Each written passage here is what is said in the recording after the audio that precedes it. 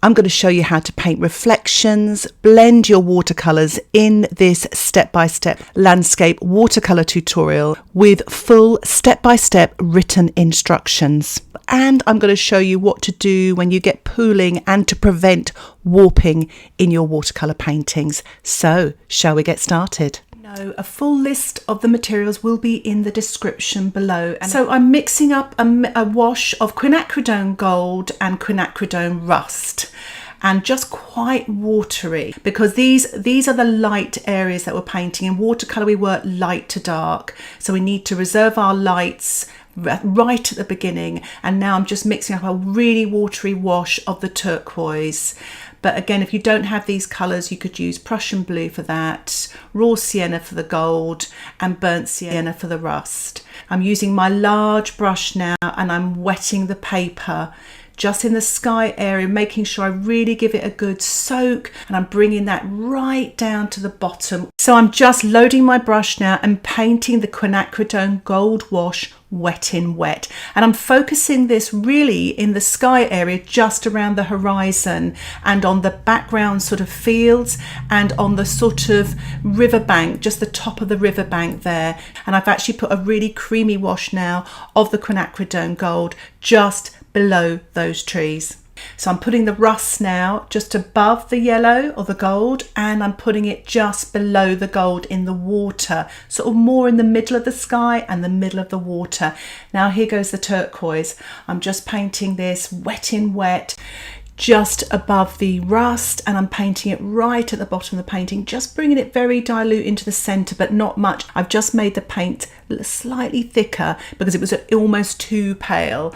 Now, as you can see, my painting is buckling a little bit. So what you do when it buckles like that and your paint goes into those wells, give it a tilt so it'll disperse the water. And as you can see, there's a little drizzle there right at the top right hand side. Collect that with your tissue so it doesn't come back into your painting, because if it does later it might give you a background.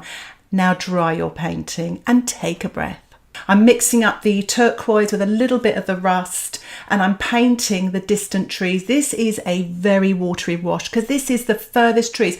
Look at that reference photograph. See how pale that is. So we want to make that pale. It is wet on dry, so I'm going to get a crisp hard edge above, but because it's so pale, it won't be too dark. I'm using my size 6 brush. Take your time. Keep loading that brush as well. Make sure you've got plenty of paint. Don't go too far to the left. Keep painting in that area. Keep loading that brush. I've just added a tiny bit of Quinacridone Gold there, just to paint a little bit there where it's quite golden, just around the horizon. And now I'm dropping in a little bit more of that rust and turquoise colour, letting it drop into that beautiful gold colour, so you get that lovely wet on wet, and also the gold travels up a little bit, as you can see there. So it's a really nice technique. And I'm just paling this wash now to the left with my damp brush, just so it disappears, so I can paint those darker trees on top later. Now dry your painting. I've mixed up some Quinacridone Gold here, and I'm going to paint this just below those trees with my size 6 brush, wet on dry. And as you saw there, I sort of rinse off my brush. I'm just using clean damp brush now just to blend, so the top bit's a bit darker and the bottom bit's a little bit paler.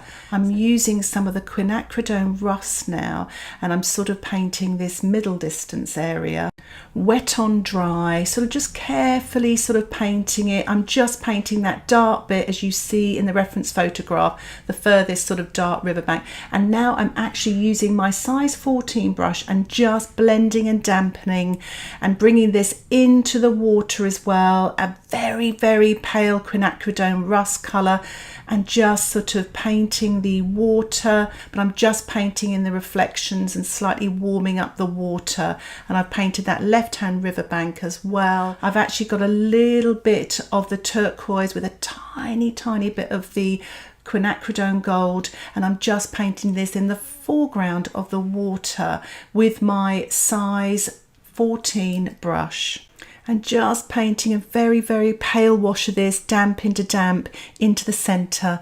And I'm using some of the Quinacridone Rust with the Paynes grey really creamy wash here. The painting is now damp, and I'm just making sure there's not too much paint on my brush, and I'm using the size 4 brush, and I'm just dropping this colour now damp into damp on that sort of middle riverbank and letting the paint run down.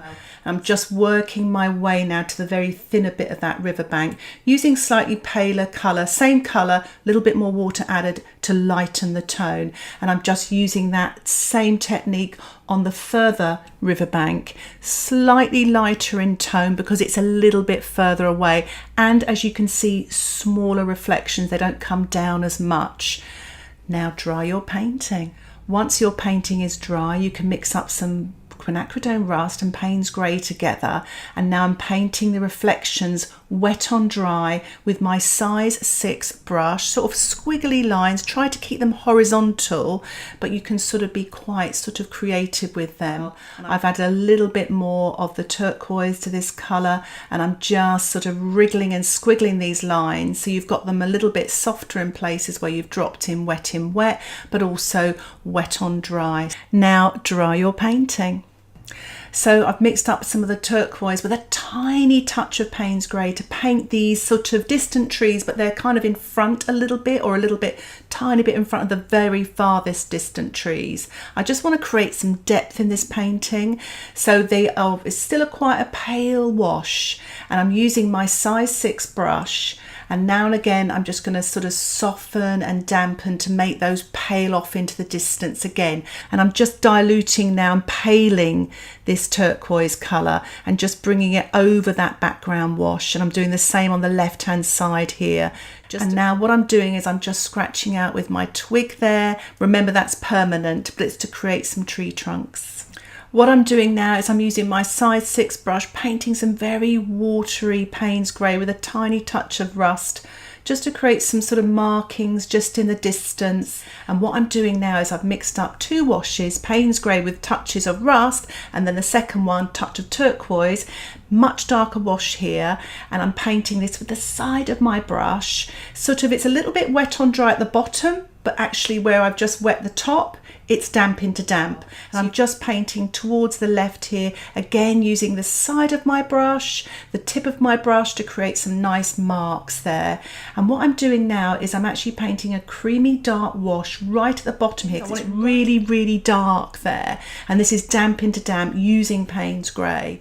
So I'm using my twig again to scratch out some grasses, to pull this wet paint or damp paint up to draw the grasses. But it's so effective, and this is kind of damp into damp because the background is still slightly wet, so it's really nice little technique, this, very freeing up.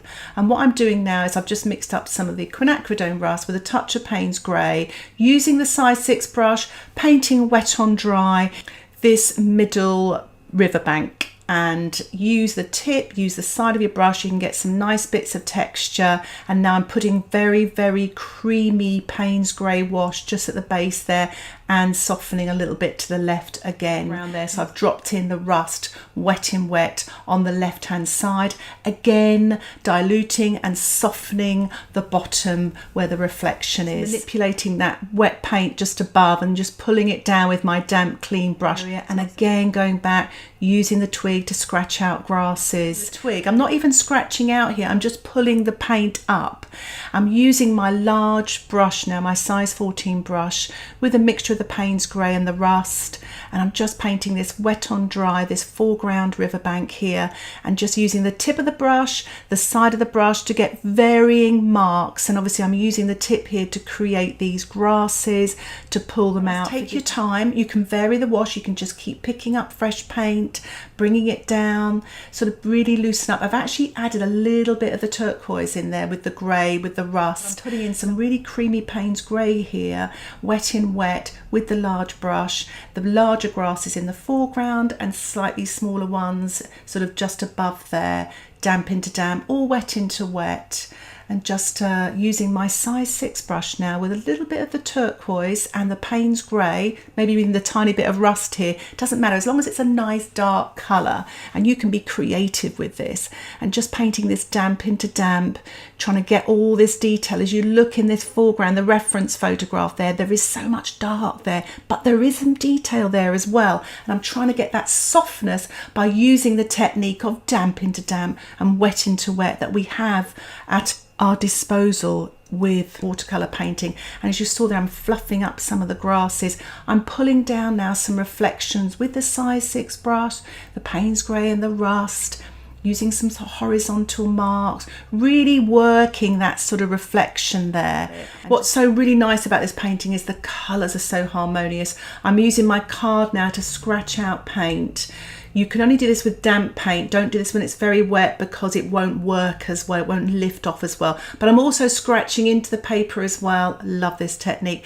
But it really does show all these lovely grasses which are there in the foreground. And I'm just doing this in the middle riverbank as well, just to create a little bit more texture, have fun with it. Now what I'm doing here is I'm just painting this little bit in the centre of the water here. I'm starting off with the rust, wet on dry, size 6 brush. So just take your time. I'm using the size 2 brush there, really just to kind of finesse a little bit and just pull down the reflection, just using the paint that's already there and just painting these little ripples wet on dry. Try to vary them. I'm just putting a little bit more detail to the end of that riverbank there.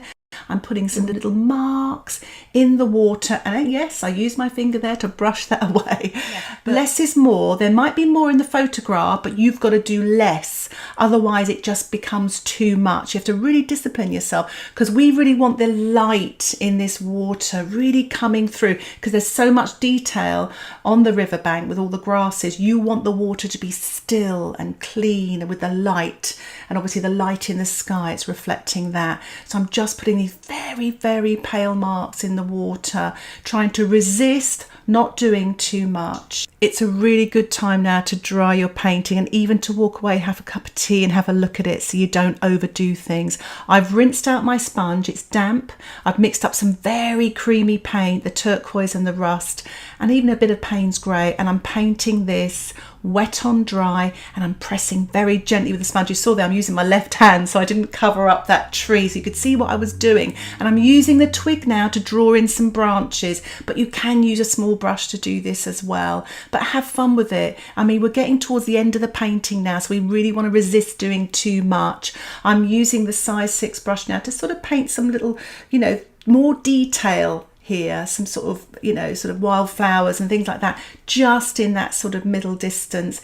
And it's quite nice because it's quite dark against that very pale background, so it really pops forward and it creates depth. And I'm using the size 6 now to paint some reflections, slightly darker than what we did before, so you can just use what's in your palette. And going back to the grasses and the riverbank, I'm just putting a little bit more detail here with the turquoise and the rust, wet on dry. You can use your size 2, 4 or 6 brush, whatever you're comfortable using, but it's just the details, and the details should be in the foreground, and that's what creates the magical illusion of depth. Getting a touch more paint here to paint a little bit more grasses right in the foreground there. Again, I'm looking at the reference photograph to inspire me, but I'm sort of being creative and choosing which colour mixes I want myself. Putting a few more darker reflections on top, using just the darks and the colour mixes that I have left in my palette. If you've run out,